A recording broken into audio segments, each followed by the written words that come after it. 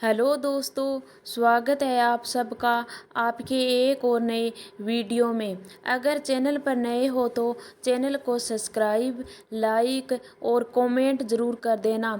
दोस्तों, आज हम सुनेंगे संतोषी माँ व्रत कथा। आइए शुरू करते हैं कथा।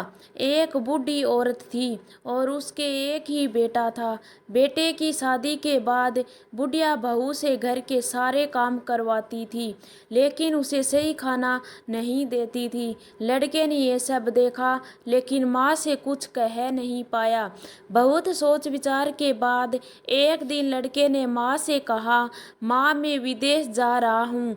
माँ ने बेटे को जाने का आदेश दिया। इसके बाद वह अपनी पत्नी के पास गया और बोला, मैं विदेश जा रहा हूँ, कोई निशानी दो। इतना कहकर वह पति के चरणों में गिर पड़ी और रोने लगी। इसने गोबर के लथपथ हाथों से पति के जूतों पर छाप छोड़ी।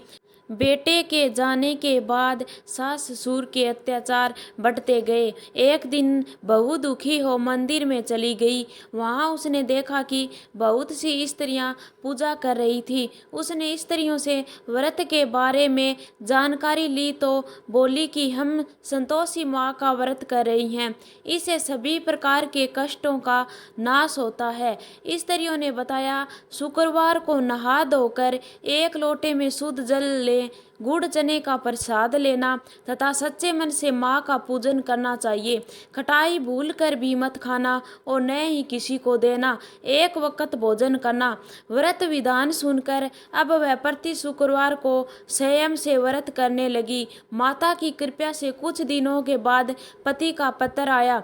कुछ दिनों के बाद पैसा भी आ गया। उसने प्रसन्न मन से फिर व्रत किया तथा मंदिर में जाकर अन्य स्त्रियों से बोली, संतोषी माँ की कृपा से हमें पति का पत्र तथा रुपया आया है।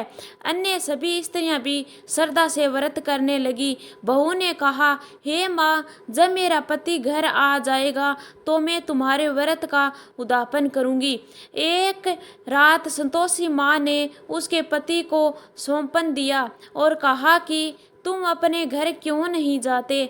तो वह कहने लगा, सेठ का सारा सामान अभी बिका नहीं, रुपया भी नहीं आया है।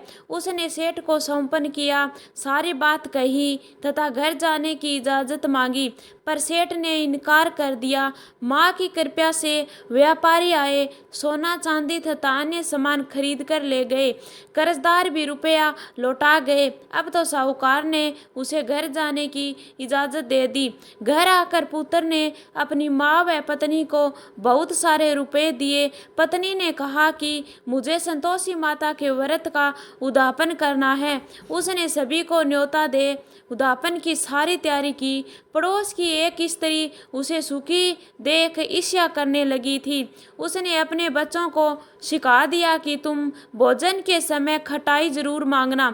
उद्यापन के समय खाना खाते खाते बच्चे ने खटाई के लिए मचल उठे तो बहू ने पैसा देकर उसे बुलाया।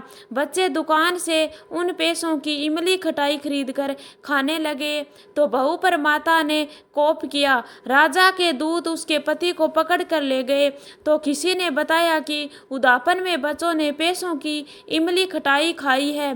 तो बहू ने पुनः व्रत के उद्यापन का संकल्प लिया। संकल्प के बाद वह मंदिर से निकली तो राह में पति आता दिखाई दिया। पति बोला, इतना धन जो कमाया है उसका कर राजा ने मांगा था। अगले शुक्रवार को उसने फिर विधिवत व्रत का उद्यापन किया। इससे संतोषी माँ प्रसन्न हुई। 9 माह बाद चांद सा सुंदर पुत्र हुआ।